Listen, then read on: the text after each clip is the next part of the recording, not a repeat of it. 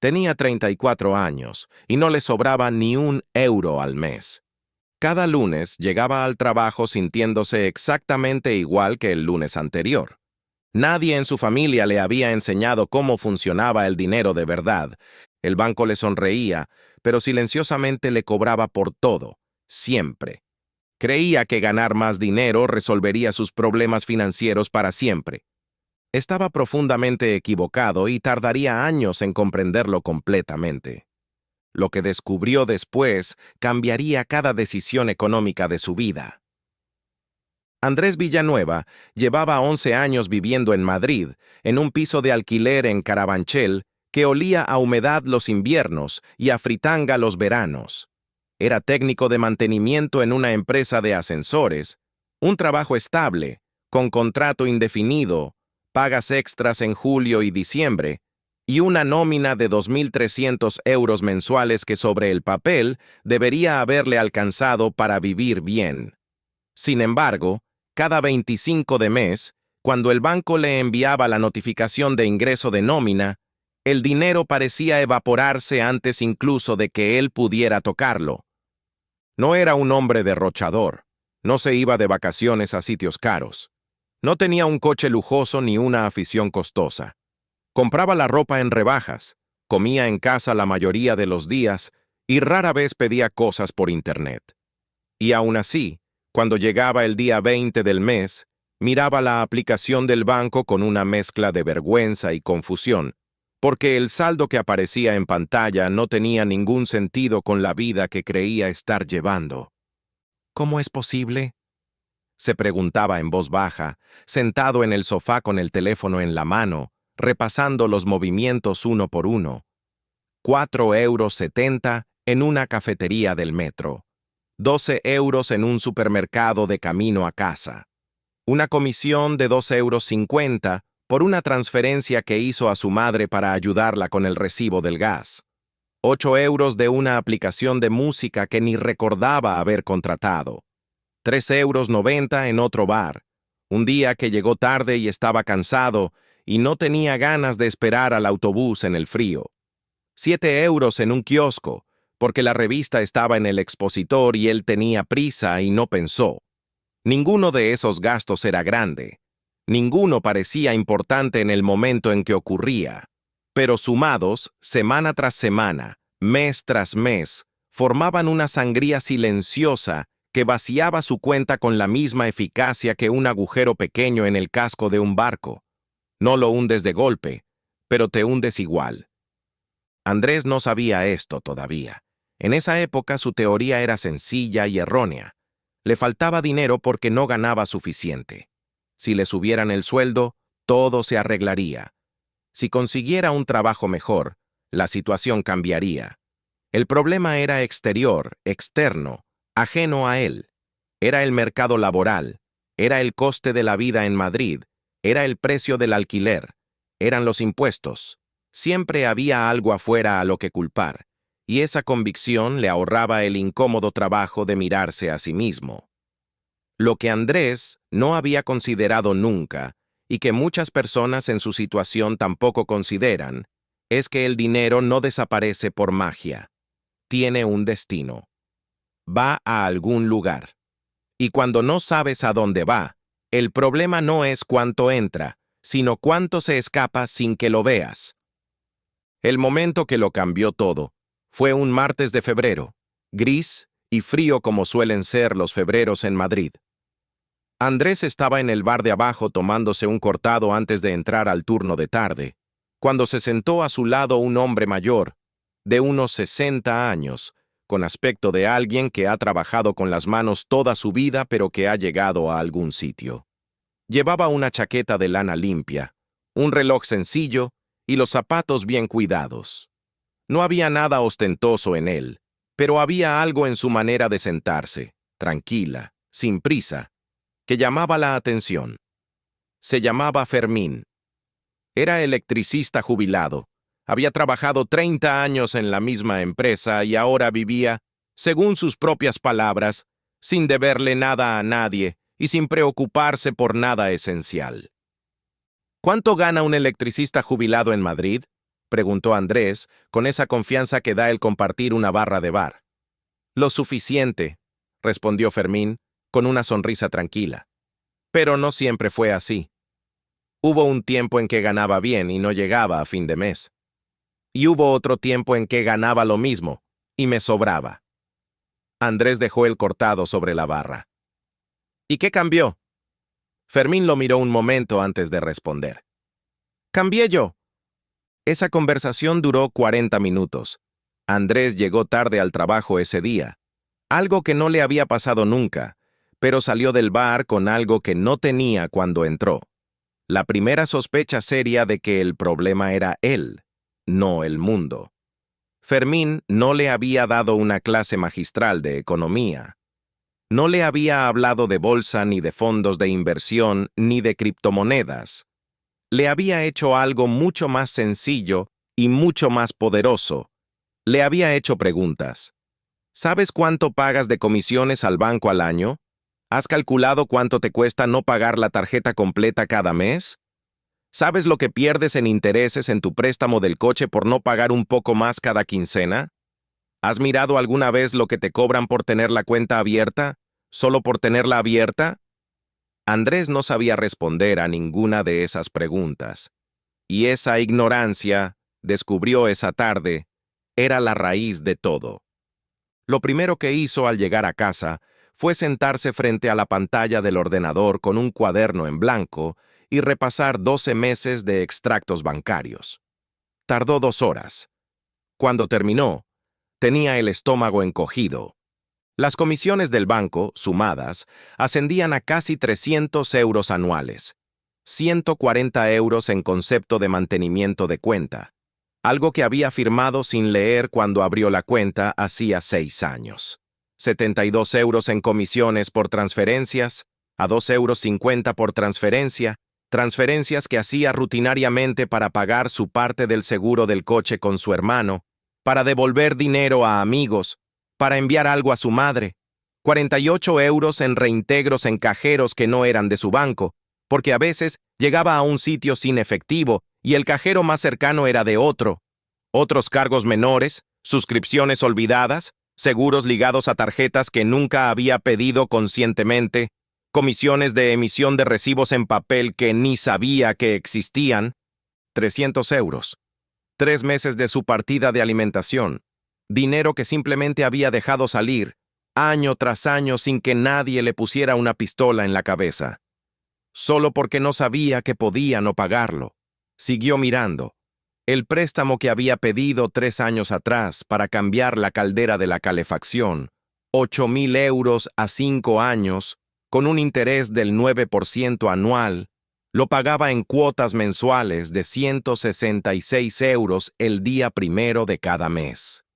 Recordó lo que le había mencionado Fermín casi de pasada, como si fuera algo obvio. Dividir la cuota mensual en 2 pagos quincenales reduce el saldo pendiente más rápido porque los intereses se recalculan sobre una cantidad menor. Andrés cogió una calculadora y estuvo 20 minutos haciendo números. Si pagaba 83 euros el primero y 83 el 15, podría ahorrarse varios cientos de euros en intereses a lo largo del préstamo y cancelarlo meses antes de la fecha prevista. Esa noche, por primera vez en años, Andrés no se durmió pensando en cuánto le faltaba. Se durmió pensando en cuánto le sobraba si aprendía a no regalarlo. El siguiente paso fue la tarjeta de crédito. Andrés tenía una desde hacía 4 años, con un límite de 3.000 euros y una tasa de interés anual que nunca había tenido curiosidad de consultar hasta esa noche. Cuando la buscó, encontró que era del 28% anual. Su hábito con la tarjeta era el de la mayoría de las personas que no han pensado demasiado en esto. La usaba para compras medianas y al final de mes pagaba el mínimo o un poco más del mínimo, dejando siempre un saldo pendiente que se iba arrastrando. La revelación llegó cuando entendió lo que Fermín le había explicado sobre los ciclos de facturación de las tarjetas. Si pagas el extracto completo antes de la fecha límite de pago, no pagas un solo euro de intereses. Era financiación gratuita. La llamada al banco para preguntar por las comisiones fue diferente. Andrés la hizo una tarde de marzo, después de comparar online las condiciones de varias entidades digitales que ofrecían cuentas sin comisiones. Cuando el operador del banco descolgó, Andrés fue directo. Llamo porque estoy valorando cambiar de banco. ¿Hay alguna posibilidad de que me mejoren las condiciones antes de tomar una decisión? Lo que ocurrió a continuación fue algo que Andrés no esperaba. El banco le eliminó la comisión de mantenimiento durante el año en curso, le ofreció transferencias gratuitas mensuales y le propuso revisar la anualidad de su tarjeta. ¿Por qué no me ofrecieron esto antes?, preguntó Andrés. La verdad, dijo el operador, es que no tenemos incentivo para ofrecerlo si el cliente no lo pide. Usted nunca lo había pedido. A partir de ese mes, algo cambió en la manera en que Andrés se relacionaba con el dinero. Empezó a mirar su puntuación crediticia. Cuando por fin la consultó, a través del servicio gratuito al que cualquier ciudadano tiene derecho, descubrió que tenía un historial bastante decente, sin deudas impagadas, sin incidencias graves, pero había aspectos mejorables que él desconocía que importaban. El porcentaje de utilización de su tarjeta de crédito, por ejemplo, durante los meses en que arrastraba saldo, ese porcentaje había llegado al 80 o 90% de su límite, algo que los algoritmos de riesgo crediticio interpretan como señal de tensión financiera. Comprendió también que la tarjeta antigua que tenía guardada en el cajón de un banco con el que había tenido cuenta hacía 8 años y que ya no usaba, en realidad le estaba ayudando. La antigüedad del historial crediticio es un factor positivo. Cancelar esa tarjeta, algo que había estado a punto de hacer por pereza administrativa, habría sido un error. Empezó a prestar atención a cuándo solicitaba crédito. Entendió que cada vez que un banco consulta tu historial para evaluar una solicitud, esa consulta queda registrada y múltiples consultas en poco tiempo generan una señal negativa. La parte fiscal llegó más tarde y llegó a través de un compañero de trabajo, Marcos, que hacía pequeñas instalaciones eléctricas por su cuenta los fines de semana, dado de alta como autónomo a tiempo parcial desde hacía 3 años. Espera, dijo Andrés un día durante la pausa para comer. ¿Puedes desgravar la furgoneta? La parte que uso para el trabajo, sí, respondió Marcos, con la naturalidad de alguien a quien eso ya no le sorprende. ¿Y el teléfono? ¿Y el seguro de responsabilidad civil? ¿Y los cursos de formación? ¿Y parte del internet de casa? Porque trabajo desde ahí los domingos para hacer presupuestos. Andrés lo miró como si Marcos le estuviera contando que había encontrado dinero en la calle. Y eso es legal. Es la ley, dijo Marcos. Es para eso para lo que están las deducciones, para que los gastos reales de tu actividad profesional no tributen como si fueran ingresos. Lo que Andrés descubrió en las semanas siguientes es que el sistema fiscal español distingue entre lo que una persona gana y lo que le queda después de descontar los gastos necesarios para ganar ese dinero. No era evasión, era lo contrario de la evasión. Lo que sí hizo de inmediato fue revisar sus deducciones como asalariado. La declaración de la renta que había presentado el año anterior la había hecho a través del borrador que Hacienda le enviaba, sin modificar nada, asumiendo que si Hacienda lo había calculado era porque estaba bien. Lo que descubrió es que el borrador no incluye automáticamente todo lo que puedes deducir. Los gastos médicos del año anterior, por ejemplo. Había pagado varias consultas con el dentista de su madre, que vivía en un pueblo de Castilla. Esos pagos, con la factura correspondiente a su nombre, eran potencialmente deducibles. No los había incluido porque no sabía que podía hacerlo. Volvió al gestor. Hicieron una declaración complementaria del ejercicio anterior. La diferencia no fue enorme, pero fue real y fue suya. Y por primera vez en su vida, Andrés comprendió que la declaración de la renta no era un trámite que sufrir, sino una herramienta que usar. En junio de ese mismo año, Andrés abrió un plan de pensiones. Lo hizo después de semanas de investigar, de leer, de preguntar, de entender por fin por qué esos productos existen. Lo que le había frenado siempre era la misma sensación que frena a la mayoría. El dinero del plan queda bloqueado durante décadas. Pero la conversación con el gestor le había hecho ver la ecuación desde otro ángulo. Si aportas al plan una cantidad dentro de los límites anuales permitidos, esa cantidad se resta de tu base imponible en el IRPF. No es dinero del futuro, es dinero que recuperas el año que viene. El interés compuesto hacía el resto. Andrés calculó con paciencia, con la calculadora del ordenador y un café en la mano. Lo que podría acumular si aportaba 150 euros mensuales durante 30 años, con un rendimiento medio conservador del 4% anual. El número que apareció en pantalla le pareció tan grande que lo calculó 2 veces para asegurarse de que no había cometido un error. No había error. El tiempo era el ingrediente que él nunca había puesto en sus cálculos. Andrés abrió el plan de pensiones.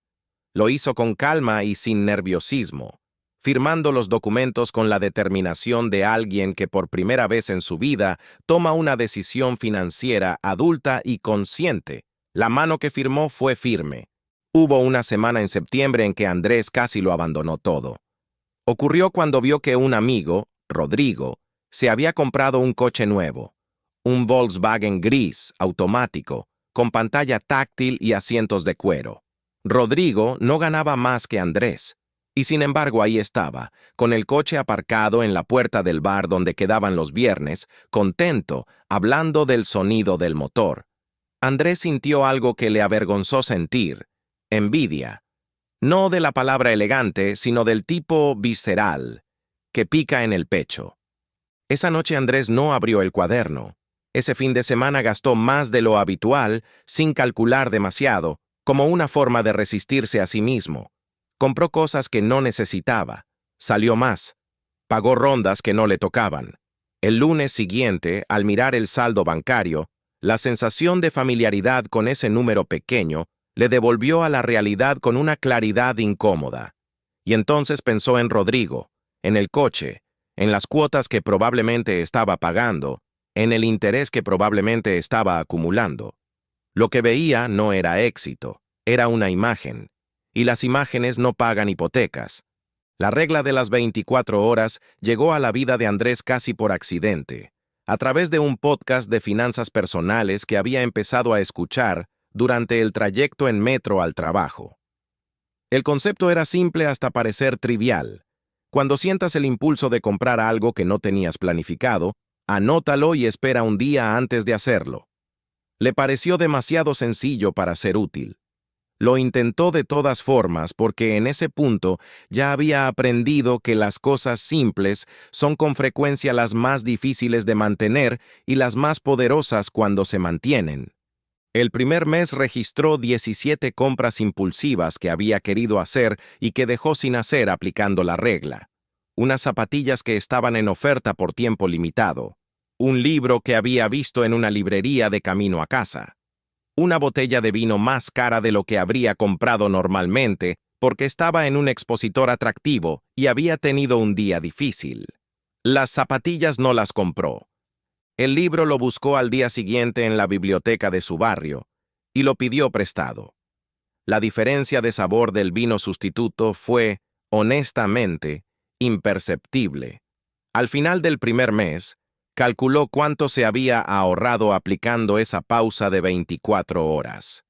No era una cantidad que transformara su vida en un mes, pero era dinero que antes simplemente desaparecía y que ahora podía elegir conscientemente a dónde enviarlo. Lo último que cambió, y lo que quizás cambió todo lo demás de manera más profunda, fue la automatización. Andrés lo descubrió cuando se dio cuenta de que, a pesar de todo lo que había aprendido, el ahorro seguía siendo errático. La lógica del ahorro que él practicaba era la del fondo. Gastaba primero y guardaba lo que sobraba. El problema era que casi nunca sobraba nada. La solución era mover las galletas a un sitio menos accesible. El día que cobró la nómina en noviembre, Andrés configuró una transferencia automática programada para ejecutarse 3 minutos después de que se acreditara su salario. 150 euros a una cuenta de ahorro en una entidad diferente, sin tarjeta de débito asociada, que requería varios pasos para mover el dinero de vuelta. No era intocable en caso de emergencia real, pero tenía fricción suficiente para no tocarlo por impulso. El primer mes, ni lo notó. Su presupuesto disponible era 150 euros menor, pero su mente se adaptó a ese nuevo contorno con una facilidad que le sorprendió. No echó de menos el dinero porque nunca llegó a estar en la cuenta principal. No existía como opción de gasto porque había desaparecido antes de que pudiera considerarlo. Al cabo de 6 meses, tenía 900 euros en esa cuenta. No era una fortuna, pero era la primera vez en 11 años viviendo en Madrid que Andrés Villanueva tenía un colchón. Un número positivo que no era la nómina del mes y que no tenía ningún destino inmediato. Solo estaba ahí, quieto, acumulándose. Y fue exactamente en ese momento, mirando esos 900 euros en la pantalla del móvil un sábado por la mañana con el café todavía caliente en la mano, cuando Andrés sintió algo que llevaba 11 años sin sentir. Control. Si esta historia te está llegando, si ves algo de ti mismo en Andrés y en esa sensación de trabajar duro sin avanzar, te pido que le des a me gusta a este vídeo y que te suscribas al canal si todavía no lo has hecho. Y cuéntame en los comentarios, ¿tú habrías hecho lo mismo que Andrés con esos 900 euros? ¿Los habrías dejado ahí quietos o los habrías invertido en algo? Me encantaría leer tu respuesta. Hoy Andrés lleva 2 años desde aquella mañana en el bar con Fermín. Sigue viviendo en el mismo piso de Carabanchel, sigue trabajando en la misma empresa de ascensores, sigue ganando aproximadamente el mismo sueldo que ganaba entonces. Nada espectacular ha cambiado en el exterior de su vida, pero en el interior, en la relación que tiene con su dinero, el cambio es tan profundo que a veces él mismo tiene dificultad para creer que es la misma persona que miraba el saldo bancario con vergüenza y confusión. Lo que Andrés aprendió no fue economía. Fue algo más parecido a un idioma, el idioma en que está escrito el sistema financiero que rodea a cualquier persona que viva en una ciudad moderna. Un idioma que nadie enseña en el colegio, que los bancos no tienen incentivo en que aprendas, que parece técnico desde afuera, pero que por dentro es sorprendentemente legible cuando alguien se toma el tiempo de explicarte las primeras palabras. Él nunca olvidó esa mañana en el bar, el cortado frío sobre la barra, el hombre mayor con los zapatos limpios que le hizo preguntas incómodas con una sonrisa tranquila. Le buscó 2 semanas después para agradecérselo. Fermín estaba en la misma barra, a la misma hora, con el mismo cortado. «No hice nada», dijo el electricista jubilado. «Solo te pregunté cosas que ya sabías que no sabías». Andrés pensó en eso durante el trayecto de vuelta a casa, en el metro con los auriculares puestos y el cuaderno abierto sobre las rodillas. Tenía razón. El conocimiento no había llegado de fuera. Había llegado de dentro, de la incomodidad de hacerse preguntas que durante años había evitado hacerse porque las respuestas implicaban responsabilidad, y la responsabilidad implica trabajo. Y el trabajo implica que el problema no está afuera, pero también implica que la solución tampoco lo está. Gracias por acompañar a Andrés hasta el final de este camino. Si su historia te ha movido algo por dentro, si en algún momento has pensado que esa sensación de llegar justo a fin de mes la conoces demasiado bien, entonces este video fue para ti. Dale me gusta si crees que más personas deberían ver esto. Suscríbete al canal para no perderte las próximas historias y déjame en los comentarios cuál de todos los cambios que hizo Andrés te parece el más difícil de aplicar en tu propia vida. Nos vemos en el próximo video. Cuídate mucho.